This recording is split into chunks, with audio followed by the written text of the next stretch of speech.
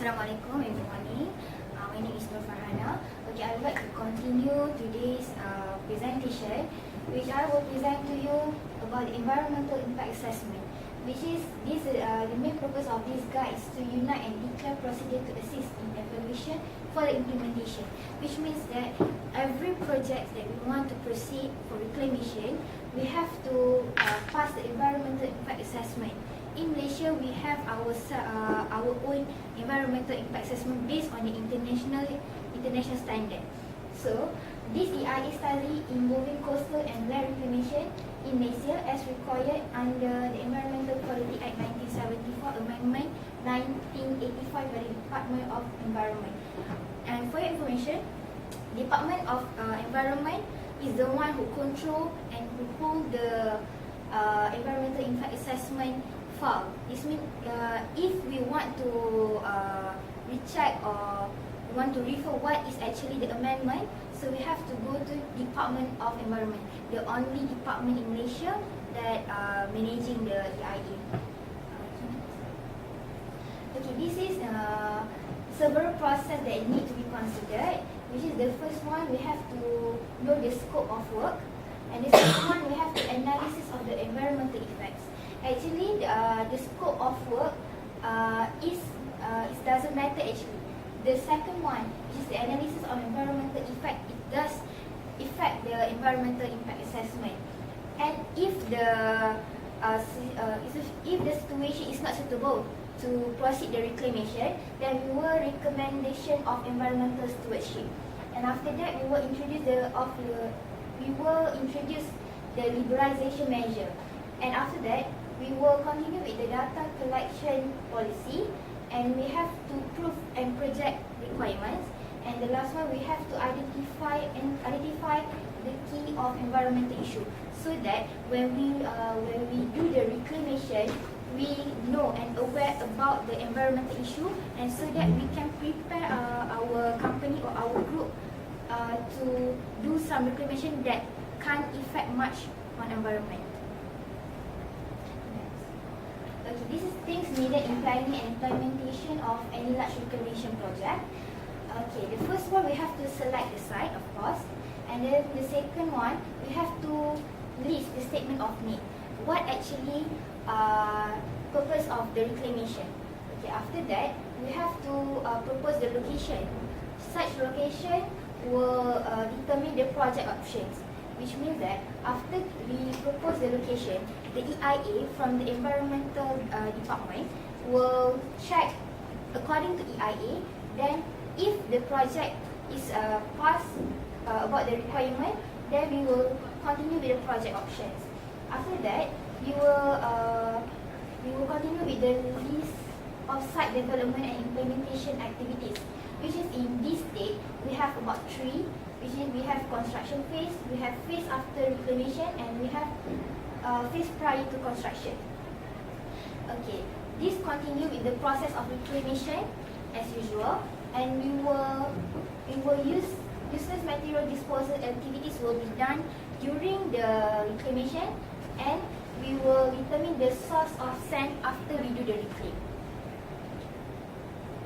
Okay, this one we have about 4 impact prediction and evaluation during redoing the reclamation process.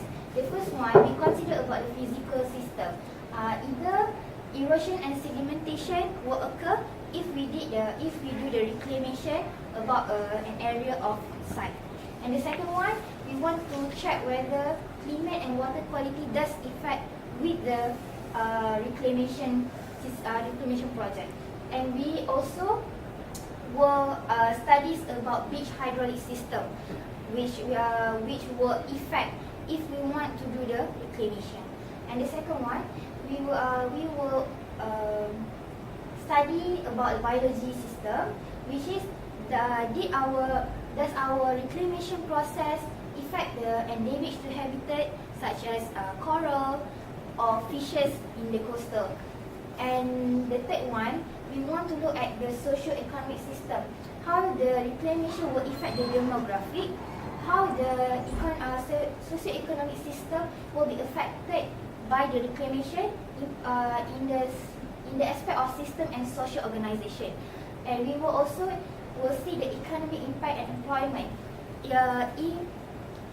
Does the reclamation give a good impact on the economy of the people of the site or not? And we will see, is the reclamation give an aesthetical and cultural value towards the place.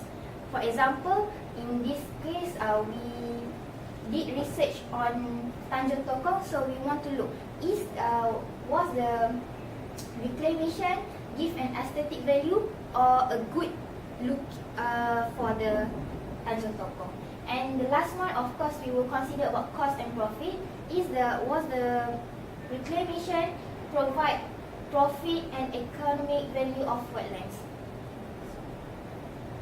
Okay, this one is the second one, which is environmental management plan. This is a bit different with the EIA, which is EMP is to identify sources of possible impacts that will occur in the project, which means that we want to investigate if there are anything possible effects that will occur along the time we do the reclamation.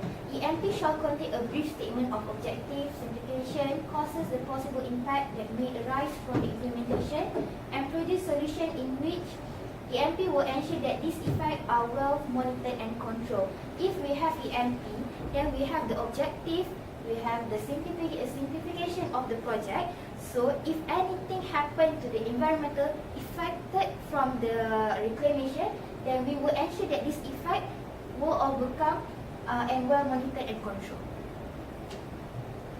Okay, below is a matter of concern during the EMP conducted. The first one, we will responsibility during the project implementation. The second one, the components of the EMP itself. The third one, we will consider about the social acceptance. Did people actually really accept this project of reclamation? Because some professional thoughts is they want to do reclaim to develop certain area, but some people didn't want to their place to be developed, as they know reclamation give both bad and good impact to the site. And the fourth one, we will consider the level of contamination of physical environment. And the fifth, we will consider about the maintenance of environment, how we maintain the environment after we do the reclamation. The sixth, we will sum up the project by supervision.